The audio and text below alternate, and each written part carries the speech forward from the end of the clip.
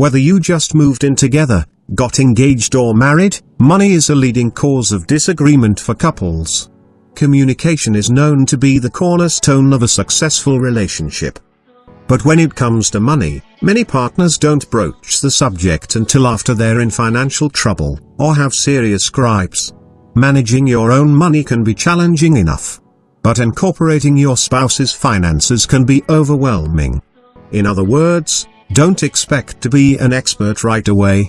The two of you have some things to work out, and should take plenty of time to do so.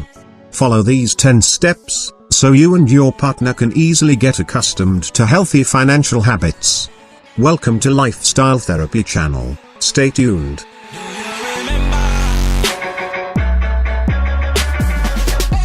Before we start, if you want to further support the growth of this channel, you can check out some of the links I've left down in the description below, which includes a 30-day free trial of Audible, and 2 free audio books of your choice, as well as a list of some books on money I'd recommend checking out with your free trial. Or you can smash that like button if you haven't already, share this video with your friends, and leave a comment below, letting me know what topics you'd like me to cover in the future videos. Number 1. Be open about your debt and current financial status. The most important thing you can do to effectively manage money as a couple is to be as open and honest as possible about the current state of your finances. Letting your partner know about your debts, loans, credit history and money goals can keep an honest stream of communication, and ensure that there are no unwanted surprises in the future. Be clear with each other on how you feel that money should be handled, what you hope to invest in, and what your financial goals look like. Number 2. Design a budget. Start by reviewing your joint expenses over the last few months, to determine how much you've been spending, and if you need to bring that amount down. Then, establish dollar limits per category that you create, according to your after-tax income. Don't forget to allocate for unexpected or irregular expenses, such as routine car maintenance, or doctor's appointments. Your budget may be a work in progress, so don't worry if you have to make adjustments, especially over the first few months. Number 3. Decide who pays for what. Regardless of how you decide to manage your money, there are a number of things you also must consider when planning your lives together. Every household has to decide who pays for what. Unlike your past experiences with roommates, however, in your relationship you probably won't want to keep pantry items separate. You also have a vested interest in paying bills on time to preserve your credit. While it's not the most romantic part of moving in together, newlyweds need to talk about household logistics, who pays which bill, how you will reimburse each other, and how you will work toward shared goals. Plan to sit down and discuss these logistics, to make sure you both understand and agree on the plan, and to make sure all your bases are covered.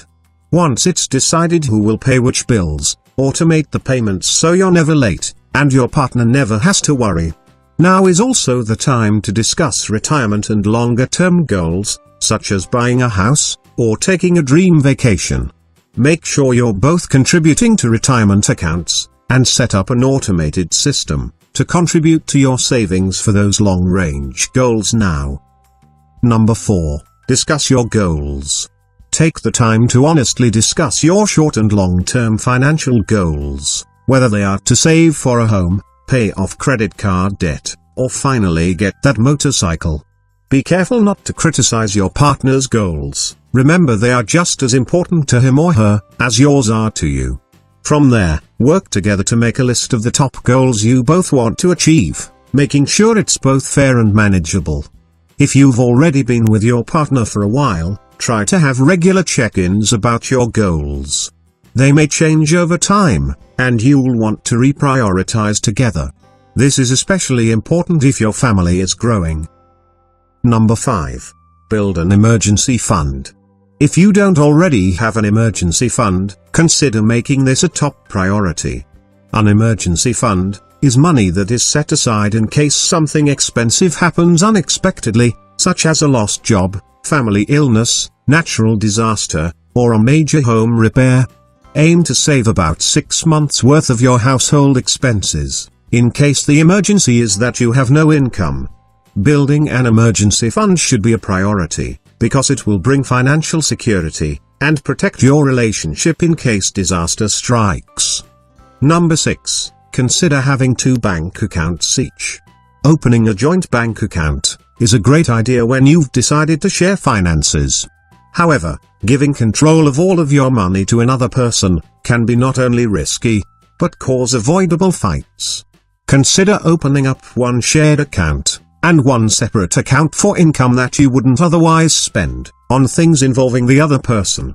This can ensure you to work together towards goals, and be open about money, while retaining a little bit more of your individuality and control over your finances. Being in a newly committed relationship is an exciting feeling. Don't let awful money fights ruin your romance, when they could be avoided. By being open with your partner about finances, and saving for both fun and practical things together, you can not only maintain your couple status, but strengthen it. Number 7. Financial discipline.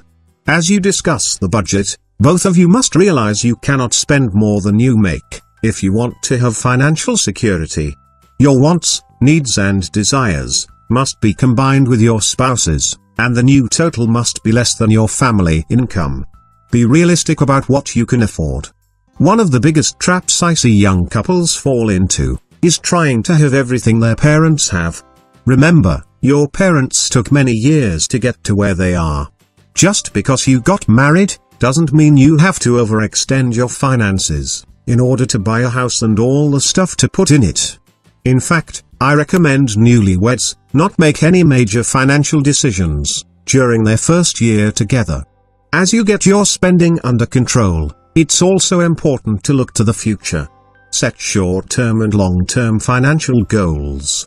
What do you want your financial profile to look like in 1, 5 and 20 years, and what do you have to do to get there? Number 8. How to talk about money. Try to avoid seeing a financial discussion as a hostile negotiation, as difficult as that might be. Instead, look at the opportunity to discuss finances as a positive one, that will see you both clarify what your future will be together. Whether you want to know about your partner's financial past, or come up with a plan for your future, it's a conversation you'll have to have sooner or later. If you don't want to set a date and time to sit and discuss your finances, formality often doesn't help. When it comes to wanting to have this conversation, then just bring up a financial subject during conversation. Ask your partner what they think about the latest news, about house prices or interest rates, or find an article online that you enjoyed reading, and go from there.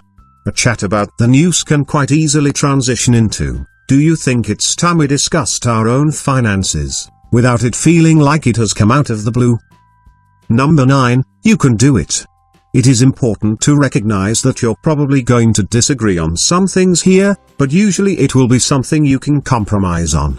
Exceptions might include, if your partner is spending hundreds of dollars a month on gambling behind your back, or has huge debts they haven't previously told you about, which may make you question the relationship. But generally, once you start to have the conversation, you will find it easier than you dreaded it would be. Number 10, working as a team makes you more successful. While conversations about money with your partner can get feisty, don't let anger or resentment get the best of you.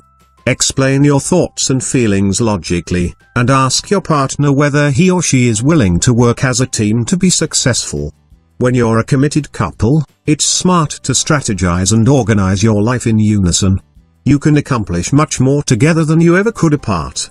Many people need help creating a financial plan, so don't hesitate to check out some of the links I've left down in the description below, which includes a 30-day free trial of Audible, and 2 free audio books of your choice, as well as a list of some books on money I'd recommend checking out with your free trial.